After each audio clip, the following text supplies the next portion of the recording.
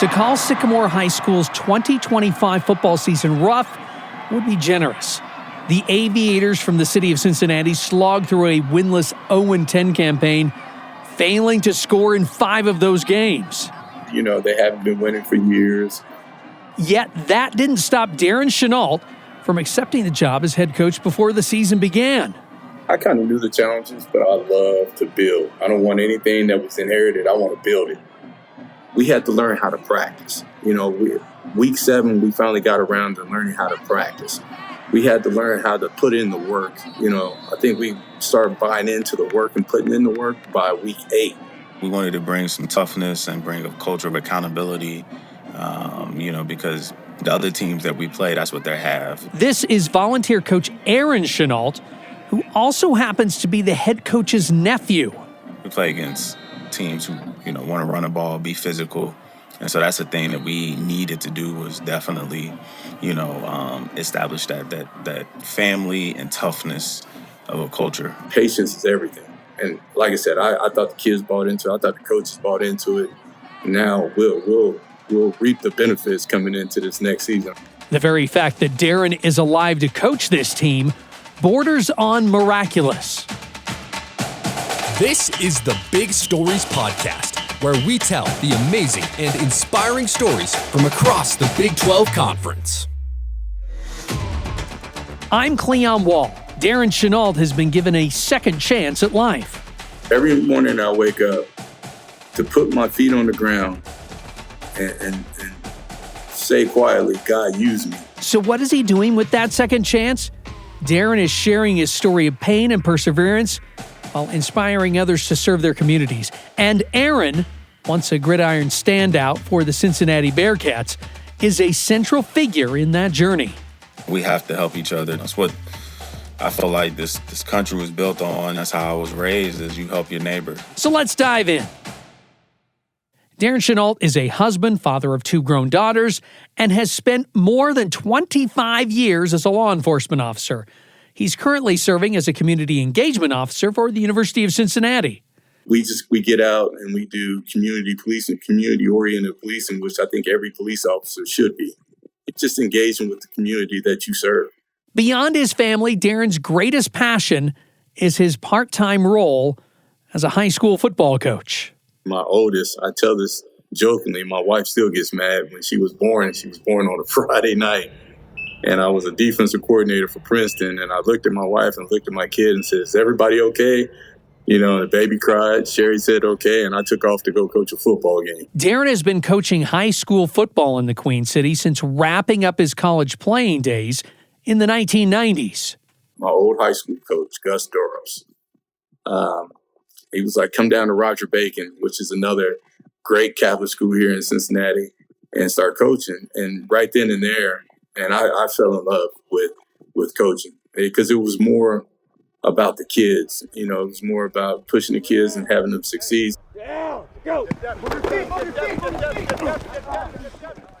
Football has been like I'm not going to say it's been my life, but it's been my motivation to get up and go to work because a lot of people nowadays think that football is just about winning, man. You're planting seeds. These kids are your seeds, and you get to watch them grow, and then they go off to college. It was Darryn who introduced his nephew Arryn to the game as a young boy. So my dad was a basketball person, and he was the football person. He would throw the football on the ground, and we would wrestle for it. I'm pretty sure he would let me win. I remember his dad dropping him off with me as a baby. And as we grew older, Arryn was like the little brother. So I still, to this day, he's still like the little brother, but the older I am, he's kind of still like my son. I'm named after him, so my name is Arryn, his is Darryn. You just dropped the D. He's been with me every step of the way. Growing up all these days, you hit him with a pillowcase as a little boy, he'd get right back up and keep coming. Hit him harder, he gets up and keeps coming. He was an aggressive kid. Arryn's aggressive play secured him a football scholarship to the University of Cincinnati. He was one of those kids that he wanted to hit and he loved to hit. I had a linebacker type of body with safety like speed. It was just seek, destroy, and get back up and do it again. He had a couple of tryouts, I believe, with Atlanta Falcons and Tampa Bay. and they just kind of fell through. You really got to get lucky, be at the right place at the right time. And after that, he jumps right back into coaching. Well, Arryn didn't jump right into coaching. After graduating from UC, Arryn worked as a financial advisor and life insurance sales rep at Western and Southern Life alongside many other Cincinnati alumni. But it wasn't really fulfilling for me. And, people always told me, like, man, you're going to be a better coach or you're going to be a better teacher than you are a player. And I never believed them. And so, I was at a crossroads in my life. That's when Arryn received devastating news. His father, Eddie, a firefighter, had died of a heart attack at just 48 years old. He taught me about discipline, accountability.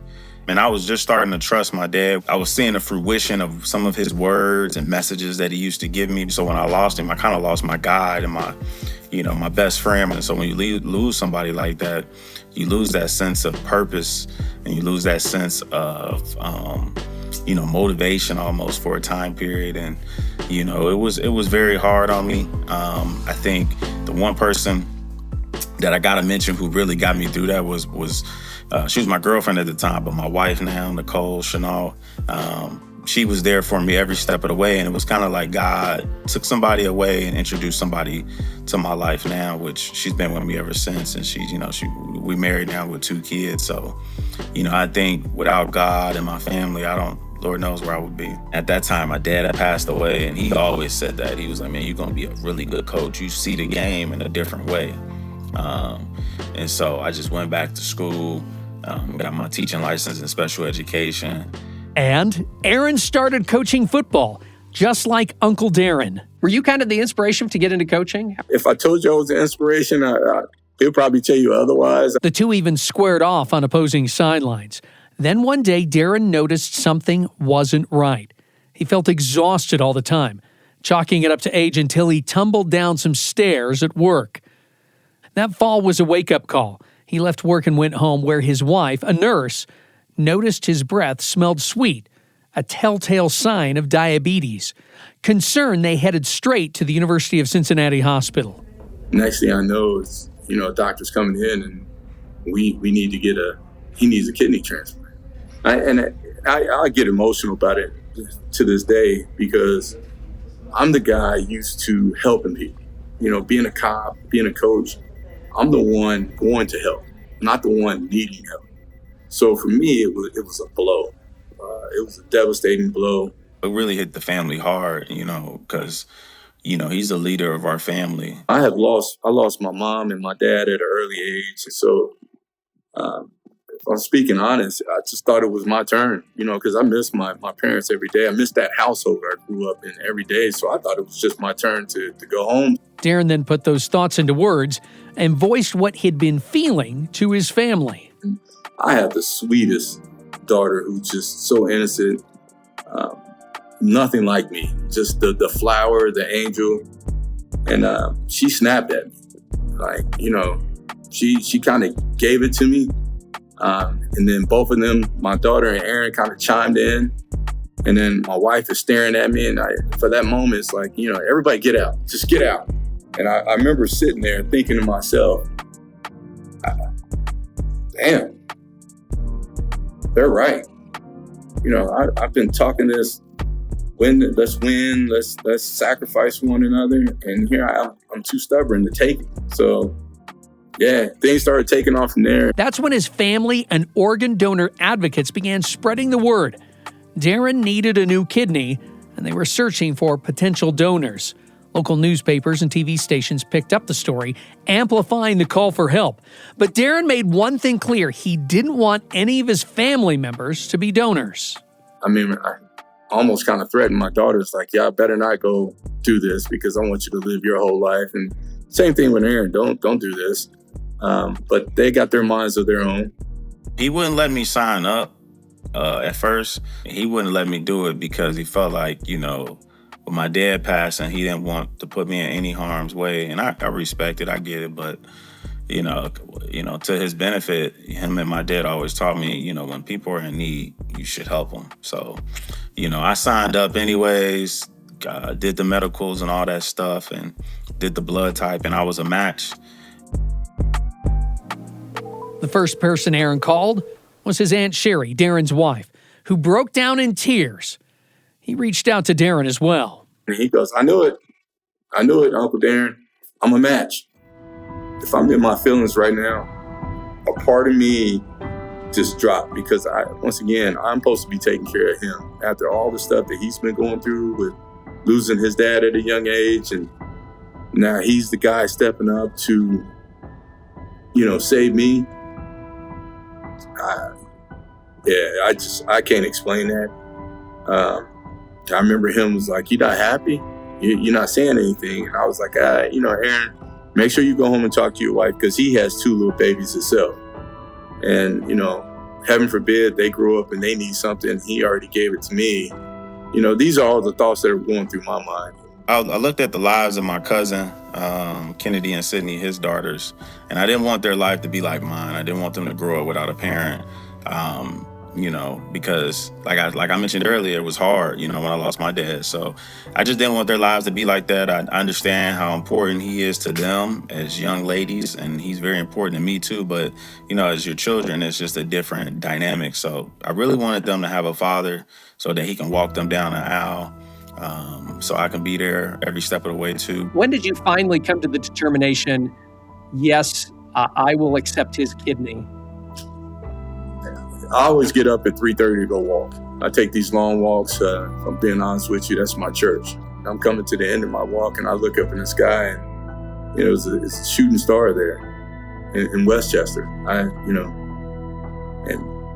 I kind of felt like that was my time to accept it. Let's go.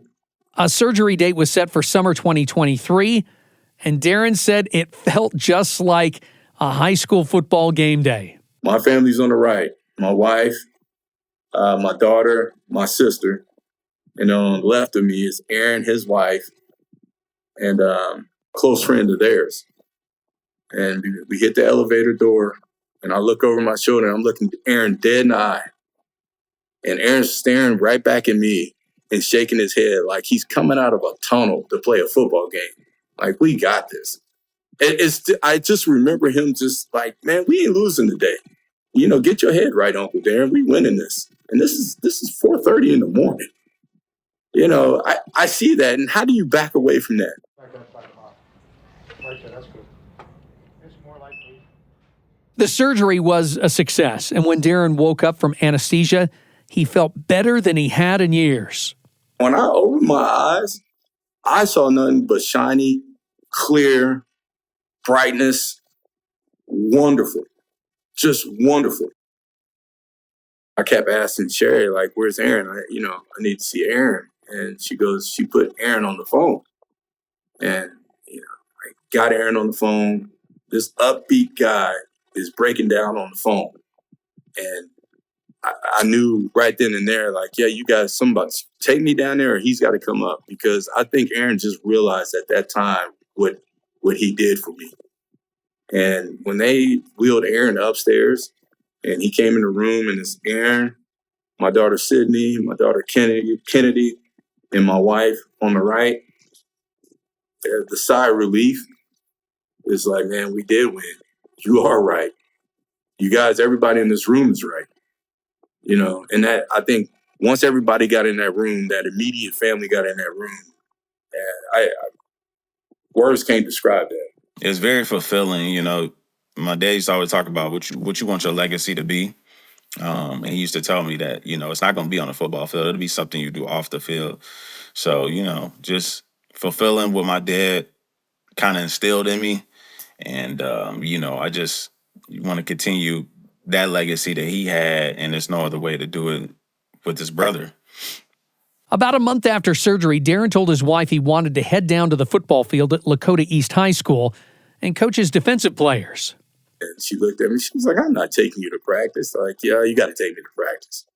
So I think I finally got on her nerves enough for her to take me to practice. So I had to sit way up in the bleachers, and I'm yelling stuff at the kids because it's just, the passion doesn't go away. Do you ever just look at him and maybe get a little misty-eyed like, dude, you saved my life? Yeah, I do. I say that. I say it in jokingly. I say that serious. I said any kind of way that needs to be said, and Arryn's comments are, I don't want to talk about that anymore. That was in the past. And at first I thought he was in denial about it, but that's just the character of him. Arryn moves forward. For me, I don't like attention that much. The only attention I need is the people who are important to me, you know. That's just who I am. I've always been like that. And two, I want to make it a norm of helping people. God has blessed me, you know, beyond my wildest dreams. And, you know, now it's my time to get back to communities and kids who look like myself, you know, so that they can accomplish their dreams. What I got was a second chance. I'm not going to sit back knowing what I can do for others. I'm not going to sit back and just kind of let that go. I need to be out there. I need to help everybody. Darryn is giving back through S3C, a nonprofit he helped launch, which provides financial support to families affected by cancer, a cause close to his heart after losing his mother to the disease. He also seizes every opportunity to share his story and speak about kidney disease, a message that, according to Arryn, inspires everyone who hears it. You know, there's other people in this world who, when they get diagnosed with any medical, you know, diagnosis, they, you know, kind of lose hope. I think when people see him and see how fit he is and see how he's still active and, you know, he's still doing what he loved to do, you know, that should inspire people that, you know, no matter what medical diagnosis you get, it's not over until it's over. You know, it's just like a football game. Keep your faith. Keep your positivity about yourself and keep growing. I tell the kids, we're just out to win the day. You know, don't think nothing less. Don't pull anything or take anything for granted. Let's just win this day. A big thanks to Dana Parker for facilitating this interview. BYU Radio's post-production department provided the music and sound design for this episode. I'm Cleon Wall, and we will be back soon with more big stories from the Big 12. The Big Stories podcast is a production of BYU Radio.